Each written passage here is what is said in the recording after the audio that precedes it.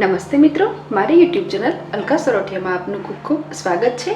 મિત્રો, આજે હું આપની સાથે ઝટપટ બની જતા ભીંડાના સૂકા શાકની રેસીપી શેર કરવા જઈ રહી છું। ભીંડાનું શાક ખૂબ જ ઓછા સમયમાં બનાવીને સર્વ કરવું હોય એ સમયે તમે આ રીતે ફટાફટ ભીંડીનું શાક બનાવી અને સર્વ કરી શકો છો। શાક ખૂબ જ ટેસ્ટી બને છે, તેમજ ભીંડો ખૂબ જ સ્ટીકી હોય છે। આ રીતે શાક બનાવવાથી ભીંડાના શાકમાં ચીકાશ પણ રહેતી નથી। તો આવો બનાવીએ સૂકું ભીંડાનું શાક। સિઝનિંગ કરવા માટે મેં અહીંયા એક પેનમાં 2 ટેબલસ્પૂન જેટલું કુકિંગ ઓઇલ ગરમ થવા મૂકી દીધું છે। જ્યાં સુધી આ ઓઇલ ગરમ થાય ત્યાં સુધી આપણે આ ભીંડાને કટ કરી લઈએ। ભીંડાનું શાક બનાવવા માટે મેં આ લીધેલ છે 250 ગ્રામ ભીંડી। આ ભીંડીને મેં સાફ પાણીથી ધોઈ અને ડ્રાય કરી લીધી છે।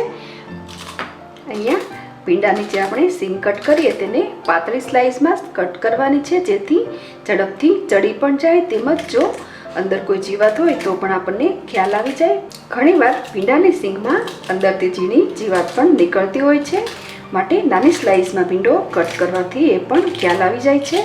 તો આ રીતે આપણે બધી જ ભીંડી કટ કરીશું।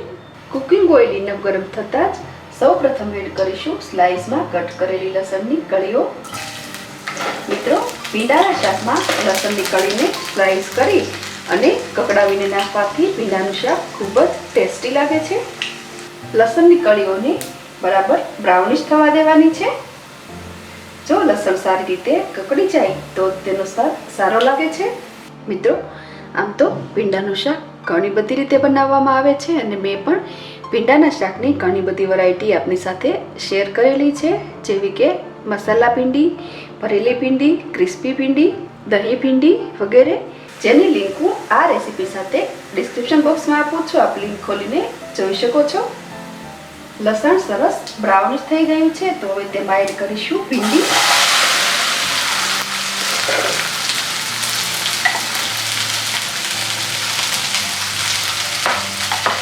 જેને આપણે પાતળી સ્લાઇસમાં કટ કરેલી છે।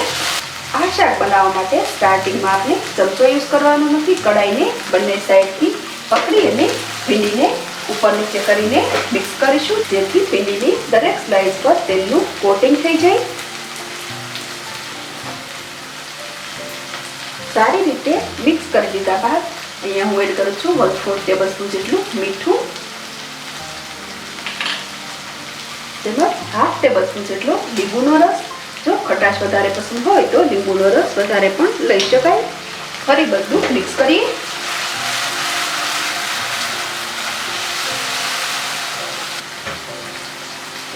આ રીતે સ્ટવની flame medium to slow set કરી અને ભીંડી ચડવા દઈશું। વચ્ચે વચ્ચે આપણે ચેક કરીશું અને મિક્સ પણ કરતા રહીશું।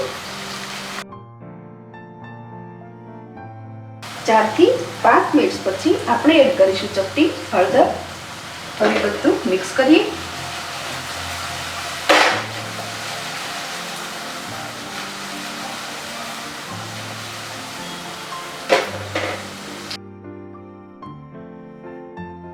ફરી 2 થી 3 મિનિટ બાદ આપણે ચેક કરીએ।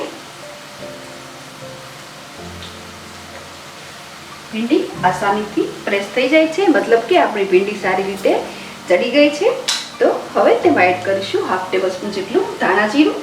અહીંયા તમે સ્વાદ મુજબ ગરમ મસાલો પણ એડ કરી શકો છો, તેમજ 1/2 ટેબલસ્પૂન જેટલું લાલ મરચું પાવડર। ફરી બધું સારી રીતે મિક્સ કરીએ।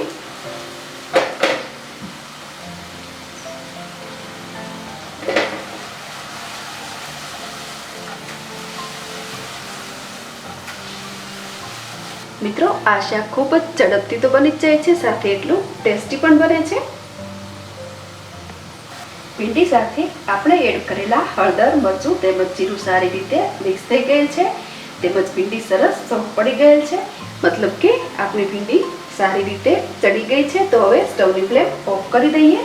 ઓછા ટાઈમમાં બનાવીને સર્વ કરવું હોય ત્યારે તમે આ રીતે બનાવજો। સૂકી ભીંડીનું શાક બધાને ખૂબ જ પસંદ આવશે। મારી આ રેસીપી સારી લાગે તો લાઈક, શેર અને સબસ્ક્રાઈબ કરવાનું ભૂલશો નહીં। ફરી મળીશું નવી રેસીપી સાથે। Thanks for watching.